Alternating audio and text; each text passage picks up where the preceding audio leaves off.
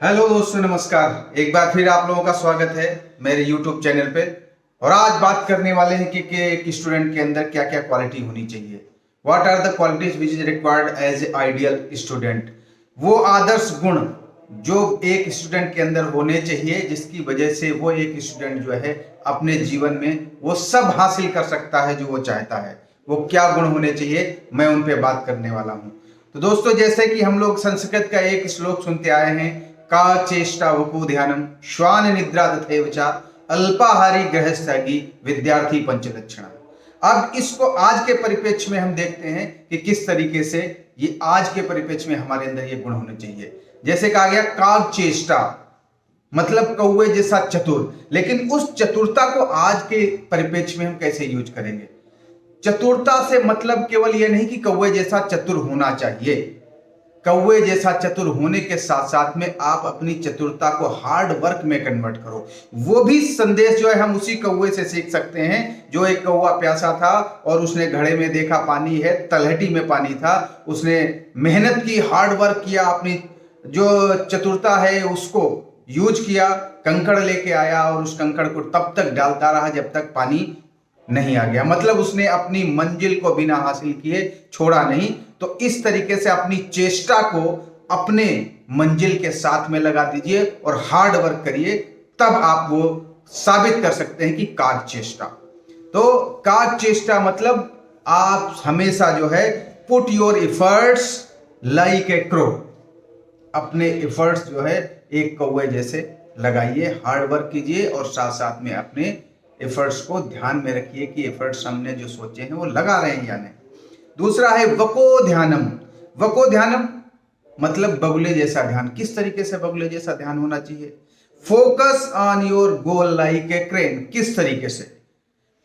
जैसे एक बगुला जब वो एक पानी में खड़ा होता है, एक पैर पे खड़ा रहता है, ध्यान लगा के टकटकी लगा के एक मछली पे ध्यान करता है। छोटी छोटी मछलियां उसके चारों तरफ घूमती रहती हैं, उसके पैर के पास आती हैं, पैर में काटने की भी कोशिश करती हैं, लेकिन वो छोटी मछलियों को बिल्कुल भी टोकता नहीं है, बिल्कुल छेड़ता नहीं है। वो एक बड़ी मछली पे अपना दिमाग लगा के और अपनी नजर टिका के बैठता है। इससे ये सीख मिलती है कि जब हमारी मंजिल बड़ी हो, जब हमारे सपने बड़े हों, तो छोटी छोटी चीजों को आपको त्याग करना पड़ेगा। तो आपका जो है बगुले जैसा ध्यान होना चाहिए, केवल अपनी मंजिल पे लगा रहना चाहिए। तीसरा है श्वान निद्रा। श्वान निद्रा मतलब कुत्ते जैसी नींद। तो कुत्ते जैसी नींद का क्या मतलब है कि भाई हम हर समय जगते रहें जैसे कुत्ता जगता है? जी नहीं। कुत्ते जैसी नींद का मतलब है कि कुत्ता जब कभी भी नींद में कहीं भी सो रहा हो, लेकिन वो अगर जो जरा सी भी हलचल होती है, बहुत छोटी सी हलचल पे वो तुरंत जो है एक्शन में आ जाता है, वो चारों तरफ ध्यान देता रहता है। तो आपको always give the right input to your stay alert like a dog. हमेशा जिंदगी में आपके आसपास क्या हो रहा है, लोग क्या कर रहे हैं, और जहां आप काम कर रहे हैं वहां संस्थाएं क्या कर रही हैं, अगर जो आप पढ़ रहे हैं तो टीचर्स क्या कर रहे हैं, दूसरे बच्चे क्या कर रहे हैं, कंपिटिटिव एनवायरनमेंट में लोग क्या कर रहे हैं, सारे इन पे ध्यान रहना चाहिए। आप हमेशा अलर्ट रहने चाहिए चारों तरफ से, अपने स्वास्थ्य के लिए, अपने मस्तिष्क के लिए, अपने भोजन के लिए, अपने रिलेशनशिप के लिए, अपने माँ बाप के सम्मान के लिए और अपने सपनों के लिए, हर चीज के लिए अलर्ट रहना चाहिए। चौथा है अल्पाहारी। अल्पाहारी का मतलब होता है आहार कम लेने वाला। अब आहार कम लेने का मतलब ये नहीं है कि केवल आप खाना ही कम खाएं। आज के परिप्रेक्ष्य में देखा जाए तो आहार का मतलब वो सब चीजें हैं जो हम इनपुट अपने सेंसेस को देते हैं। जो हमारे सेंस हैं, जितने भी देखना, बोलना, सुनना, जो चीजें मस्तिष्क पे प्रभाव डालती हैं, उनको कितना लेना है। मोबाइल यूज करना है, कितना यूज करना है, सोशल मीडिया पे एडिक्ट हैं तो कितना रखना है, कहीं अगर जो खड़े होकर बात कर रहे हैं तो कितना बोलना है। मतलब आप हर चीज में अल्पाहारी रहें, जितनी जरूरत है उतना ही केवल अपने सेंसेस को वो इनपुट दें।